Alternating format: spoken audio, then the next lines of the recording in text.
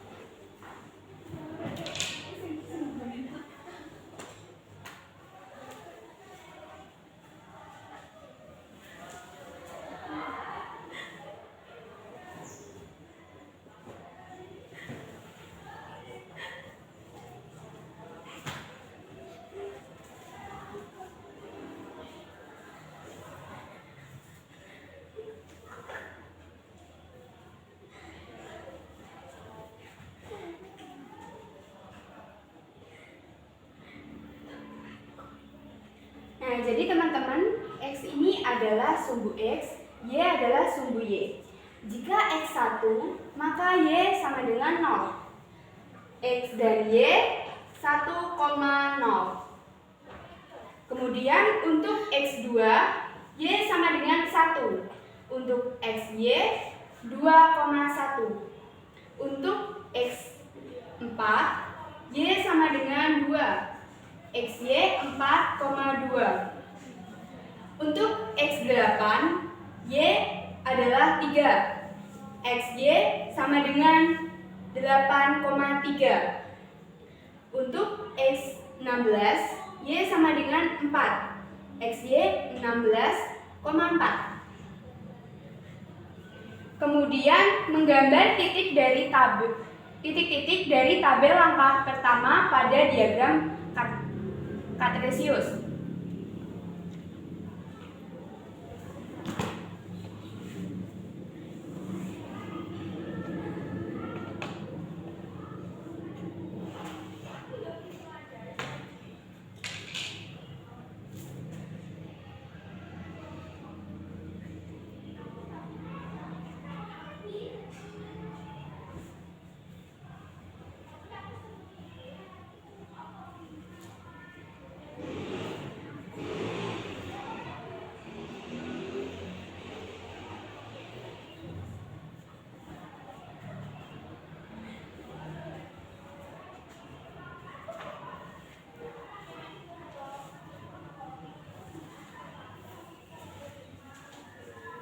Nah, jadi teman-teman, ini nanti kita akan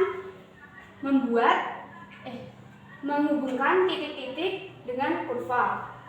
Jadi, untuk X1, maka Y-nya adalah 0. Kita buat titiknya di sini. Untuk X2, maka Y sama dengan 1. Kita buat titik di sini. Untuk X4, Y sama dengan 3. Kita buat titik di sini. Untuk X8, Y sama dengan 3. Kita buat titik di sini. Mohon maaf tadi yang 4 itu Y-nya 2 ya. Kemudian yang terakhir untuk X16, maka Y-nya sama dengan 4. Kita buat titik di sini. Nah, dari langkah yang ketiga, hubungkan titik-titik tersebut dengan kurva lurus. Itu kurvanya akan seperti ini. Titik tadi kita gabungkan menjadi titik yang mulus.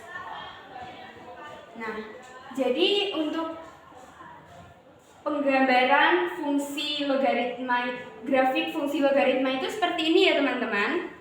Baiklah, sekian pemaparan materi dari saya. Untuk selanjutnya akan dilanjutkan oleh teman-teman saya. Perkenalkan, nama saya Musliha dari kelas 11 F1, nomor absen 22. Saya di sini akan menjelaskan tentang cara menentukan domain, asymptot, dan juga range dari fungsi logaritma. Dimulai dari menentukan domain fungsi logaritma. Syarat untuk mencari domain adalah numerusnya harus lebih dari 0. Di sini ada soal, tentukan domain fungsi f(x) 6 log 3x plus 9. Ingat, tadi syarat dari domain adalah numerus harus lebih dari 0. Maka diletakkan numerusnya, lalu kita pindah ruaskan, maka dapat dihasilkan x lebih dari min 3. Jadi domain fungsi f(x) 6 log 3x plus 9 adalah x lebih dari min 3, x himpunan bilangan reals. Untuk menentukan asymptot, asymptot sendiri adalah kemiringan. Syaratnya numerus sama dengan 0. Di sini ada contoh, tentukan asymptot fungsi f(x) 5 log 2x min 12. Penyelesaiannya, ingat syarat asymptot adalah numerus sama dengan 0. Di sini ditulis numerusnya, dipindah ruaskan, maka dapat dihasilkan x sama dengan 6. Kemudian untuk menentukan nilai k, di sini ada contoh soal, tentukan asymptot fungsi f(x) 5 log 3x min k adalah x sama dengan 4. Tentukan nilai k. Jangan lupa bahwa syarat dari asymptot adalah numerus sama dengan 0. Ditulis numerusnya, dipindah ruaskan, lalu didapatkan x sama dengan k per 3. Untuk mencari nilai k, ditulis dulu x sama dengan 4. X-nya adalah k per 3 sama dengan 4, maka didapatkan nilai k adalah 12. Dari grafik fungsi f(x) 2 log x, kita dapat menentukan domain dan range-nya. Domain dapat ditentukan dari numerus fungsi tersebut. Dari fungsi tersebut didapatkan numerus senilai x sehingga domain adalah x lebih dari 0. Karena grafik tidak memotong sumbu y dan terus bergerak ke bawah, maka bernilai negatif tak terhingga. Sehingga karena grafik tidak memotong sumbu y dan terus bergerak ke atas, maka bernilai tak terhingga. Kemudian untuk nilai range dari fungsi f(x) tersebut adalah negatif tak terhingga, koma tak terhingga. Kemudian materi selanjutnya akan dijelaskan oleh rekan saya. Perkenalkan, saya Anggi Andara, absen 6 dari kelas F1, ingin menjelaskan tentang penerapan dalam bidang fisika, fungsi logaritma. Fungsi logaritma digunakan dalam menghitung taraf intensitas bunyi atau TI. Rumusnya adalah sebagai berikut. Rumusnya itu TI sama dengan 10 log I per intensitas bunyi. Di sini ada contoh soal. Soalnya adalah sebuah sumber bunyi mempunyai intensitas bunyi sebesar 10 pangkat negatif 8 watt per meter kuadrat. Jika intensitas ambang pendengaran 10 pangkat negatif 12 watt per meter kuadrat, tentukan besar taraf intensitas bunyi tersebut.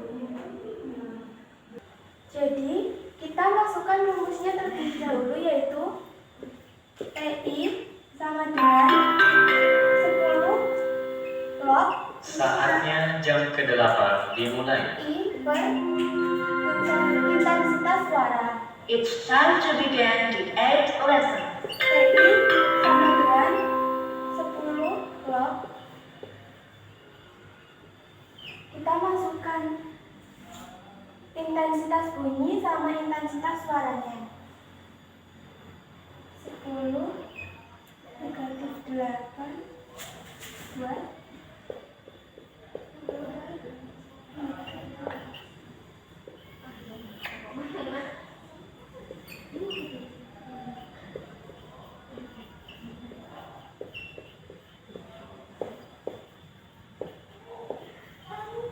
seperti ini.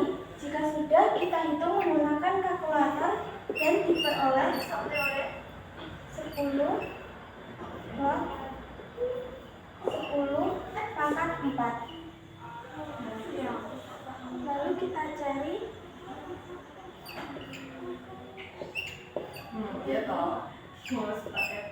dengan 10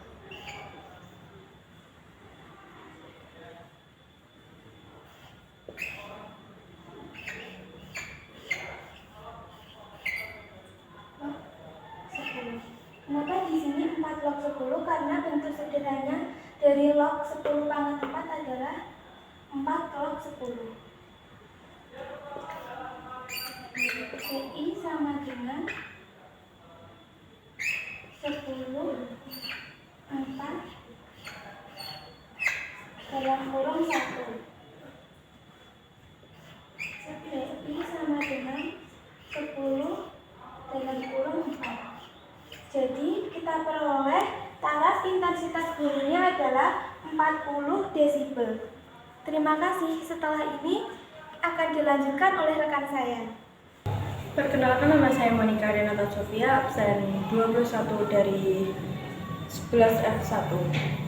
Di sini saya akan menerangkan tentang penerapan dalam bidang biologi. Logaritma digunakan untuk menghitung laju pertumbuhan dan peluruhan penyusutan. Rumus fungsi pertumbuhan yaitu P sama dengan P0 dalam kurung 1 plus 1 pangkat N. Rumus fungsi peluruhan P sama dengan P0 dalam kurung 1 min I pangkat N. Keterangan P0 sama dengan jumlah objek mula-mula, P sama dengan jumlah objek setelah periode N. I persentase pertumbuhan atau peluruhan, N sama dengan periode. Perkenalkan, saya Faridina Setia, absen 26. Di sini saya akan menjelaskan contoh soal mengenai penerapan fungsi logaritma dalam bidang biologi. Contoh soalnya yaitu seekor sapi terinfeksi suatu virus yang mematikan. Setelah dilakukan pemeriksaan oleh dokter hewan, ternyata terdapat 1000 virus di dalam tubuh sapi tersebut. Agar bisa menyelamatkan sapi tersebut, dokter menyuntikkan obat yang mampu membunuh 1/4 dari virus yang ada setiap jam. Berapa lama waktu yang dibutuhkan agar virus tersebut tersisa 100 virus? Solusinya yaitu yang pertama, diketahui P0 atau jumlah objek mula-mula dari virus yaitu 1000, dan jumlah objek setelah periode N atau P adalah 100, dan I atau persentase pertumbuhan atau peluruhan yaitu 1/4 sama dengan 25% atau 0,25. Ditanya yaitu N dalam bentuk jam atau dalam ukuran jam. Jawabannya yaitu menggunakan rumus fungsi peluruhan. P sama dengan P0 dalam kurung 1 min I pangkat N. P yaitu 100, P0 1000, 1 min 0,25 pangkat N. Didapatkan hasil 1000 min 100 min 1000 karena 1000 pindah ruas ke sebelah kiri. Dan didapatkan nilai pada ruas sebelah kanan yaitu 1 min 0,25 N atau masih tetap. 100 per 1000 sama dengan 0,1. dan 1 min 0,25 pangkat N sama dengan 0,75 pangkat N. Sehingga didapatkan N sama dengan 0,75 log 0,1. Selanjutnya N sama dengan log 0,1 per log 0,75. Didapatkan N sama dengan minus 1 per minus 0,1249. Minus di sini bisa dicoret sehingga menjadi positif, yaitu 1 per 0,1249 atau sebanding dengan 0,0041 jika dibulatkan menjadi 8. Jadi waktu yang dibutuhkan agar virus pada sapi tersebut tersisa 100 virus adalah 8 jam. Sekian penyampaian materi dari kami. Bila ada salah kata, mohon dimaafkan. Wassalamualaikum warahmatullahi wabarakatuh. Terima kasih.